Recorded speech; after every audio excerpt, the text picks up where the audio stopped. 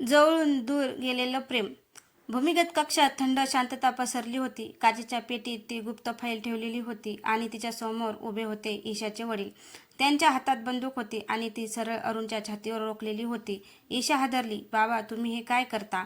तिच्या आवाजात भीती, धक्का आणि विश्वास सगळंच होतं. ईशाचे वडील एक शब्दही बोलले नाही. त्यांच्या डोळ्यात वेदना स्पष्ट दिसत होत्या. अरुण शांतपणे पुढे आला. काका, जर मला मारायचं असेल तर मारा, पण आधी एक गोष्ट सांगा, तुम्ही विक्रमसोबत आहात का? काही क्षण शांतता. मग ईशाचे वडील थरथरत्या आवाजात म्हणाले, जर मी बंदूक खाली ठेवली तर तुमच्या तिघांचाही मृत्यू निश्चित आहे. कबीर सावध झाला. म्हणजे? ईशाचे वडील हळूच भिंतीकडे पाहू लागले. अरुणने त्यांच्या नजरेचा मागोवा घेतला. भिंतीच्या कोपऱ्यात एक छोटासा लाल दिवा लुकत होता. कबीरचे डोळे विस्फारले. हे तर मोशन ट्रिगर स्फोटक आहे. ईशा घाबरली. म्हणजे?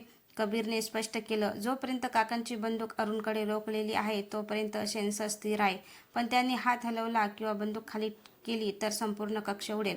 ईशाच्या अंगावर काटा आला. म्हणजे बाबा आपल्याला मारायला नाही, वाचवायला उभे आहेत. ईशाच्या वडिलांच्या डोळ्यात पाणी आलं. मला माफ कर बाळा.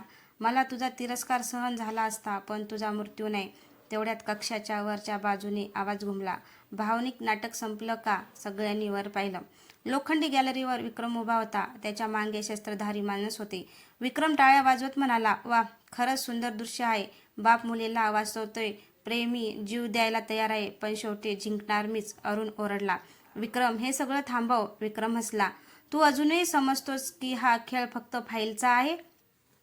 तो हळूहळू खाली उतरू लागला. अरुण, तुला माहिती आहे का तुझ्या वडिलांनी ती फाईल का लपवली? कारण त्यात माझं नाव आहे. अरुणने विचारलं. नाही. विक्रमच्या चेहऱ्यावर एक विचित्र हसू उमटलं. कारण त्यात तुझं नाव आहे. सगळे थिजले. ईशा अविश्वासाने अरुणकडे पाहू लागली. काय? विक्रम पुढे म्हणाला. 5 वर्षापूर्वी ज्या आर्थिक घोटाळ्याची चौकशी सुरू होती त्या खात्यावर अंतिम डिजिटल स्वाक्षरी एका व्यक्तीच्या नावाने झाली होती. तो थांबला. मग स्पष्ट उच्चारले, अरुण देशमुख. अरुणचा श्वास अडकला. हे खोटं आहे. विक्रम जोरात हसला. खोटं? मग फाईल उघडून बघ. कबीरने काचेची पेटी उघडण्याचा प्रयत्न केला. Biometric lock चमकला. ईशाचे वडील म्हणाले, फक्त अरुणच्या बोटांच्या ठश्यांनी ती उघडेल.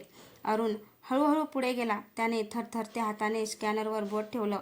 बीप. काच उघडली. फाईल बाहेर आली. अरुणने ती उघडली. पहिल्याच पानावर त्यांचा फोटो होता. खाली लिहिलं होतं.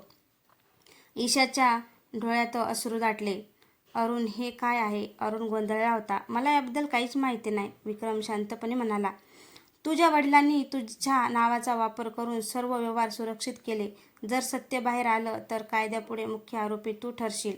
ईशा मागे सरकली. तिच्या मनात विश्वास आणि संशय याचं युद्ध सुरू झालं. अचानक कक्षातील स्क्रीन आपोआप सुरू झाली. त्यावर एक जुना व्हिडिओ दिसू लागला. व्हिडिओमध्ये अरुणचे वडील होते. ते थेट कॅमेऱ्यामध्ये पाहून बोलत होते. जर हा व्हिडिओ अरुण पाहत असेल तर याचा अर्थ मी जिवंत नाही. बाळा, मी तुझ्या नावाचा वापर केला, पण तुला गुन्हेगार बनवण्यासाठी नाही. मी तुला वाचवण्यासाठी हे केलं. कारण खरा सूत्रधार इतका शक्तिशाली आहे की त्याचं नाव घेतलं तरी लोक मरतात. जर तुला सत्य जाणून घ्यायचं असेल तर या फाईलच्या शेवटच्या पानावर पहा. तिथे त्या माणसाचं नाव आहे ज्यांनी आपलं संपूर्ण आयुष्य उद्ध्वस्त केलं. व्हिडिओ बंद झाला. कक्षात पुन्हा शांतता पसरली. अरुणने थरथरत्या हाताने फाईलचे शेवटचं पान उघडलं. त्याची नजर त्या पानावर गेली आणि त्यांच्या चेहऱ्यावर रक्तच उतरलं. ईशा घाबरून विचारली, कोण आहे तो? अरुणच्या ओठातून शब्द बाहेर पडले नाही. त्याने फक्त हळूच वर पाहिले आणि त्यांची नजर जाऊन थांबली कबीरवर.